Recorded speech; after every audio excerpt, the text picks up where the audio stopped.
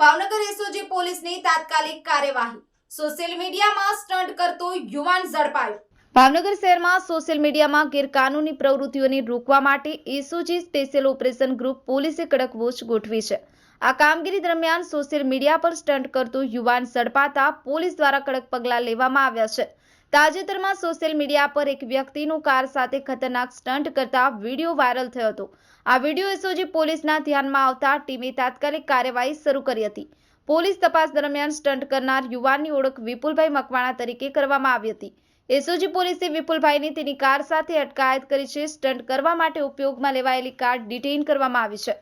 SOG પોલીસે stunt અને જાહેર માર્ગે ખતરનાક ડ્રાઇવિંગ સંબંધિત કાનૂની મુદ્દાઓને ધ્યાનમાં રાખી વધુ કાર્યવાહી હાથ ધરી છે।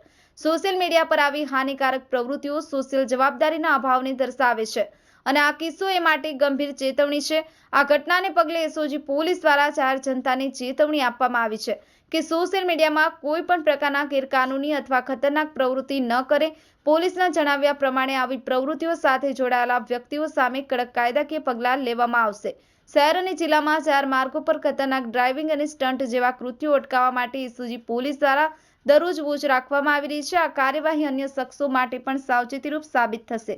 અલ્પેશ ડાભી, ન્યૂઝ 9 ગુજરાતી, ભાવનગર। મારું નામ વિપુલ। મેં મારી કારની અંદર સ્ટન્ટ કરેલો વિડીયો બનાવેલો, જેની જાણ એસઓજી પોલીસને થઈ।